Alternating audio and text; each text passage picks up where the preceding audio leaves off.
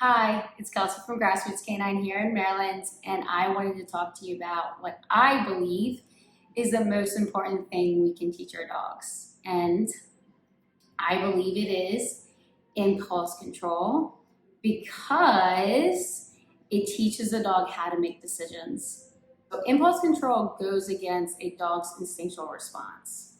If it moves, I chase it. If I'm excited, I jump. But that can be counterproductive to this domestic lifestyle that we now require our dogs to live in. We have to teach our dogs how to learn. Dogs learn by two ways: associations or consequences. Now, consequences don't always imply a negative consequence. It is simply just a response after an action. So let me give you an example. Say we take a dog who's never learned impulse control or decision making, and we correct, so something negative, for jumping. So understand, we corrected for something instinctual in a dog. We would want the dog to have this one-time learning experience where jumping equals bad. But there's also this other possibility that the dog becomes discouraged or fearful because what they were doing was so natural, and rather than making the connection between jumping equals bad, they just think the world is scary. They see themselves as victims of circumstance rather than understanding that they were the contributing factor for this negative consequence. We want the dog to see unsuccessful attempt or a negative consequence as a problem needing to be solved rather than a hopeless request. We want them to think, well, this didn't work, let me try something else. So this seems basic, right? This seems simple, but you will be surprised of how many dogs we deal with that has no concept of learning. So we come in to try to fix a particular behavior, but we have to teach the dog these principles of learning first. Dogs by default are controlled by their environment. So if they're always waiting for something to happen, the moment you take them out of that environment, they're not gonna know what to do.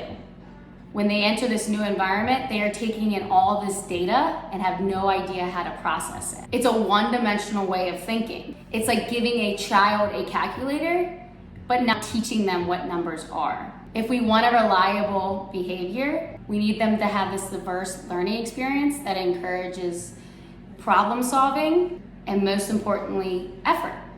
We want them to view the world as something that responds to them favorably. This is extremely empowering the dog to make independent and wise decisions without us always needing to think for them. So there's that old saying, you give a man a fish, you feed him for a day. You teach him how to fish, you feed him for a lifetime. Now, I like to apply this to dogs as well. Right? If you force or bribe your dog into that behavior, you get it for the moment. But if you teach them the principles of learning, you get reliability. So how do you teach your dog to think? Well, it starts with motivation. You have to find what your dog is motivated for.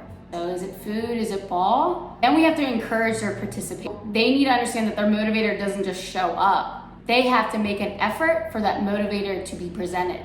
So they have to do something for them to get the reward. Now, we want to make this easier for them in the beginning. We want them to have a low distracted environment so there's not competing motivators that we can control around them.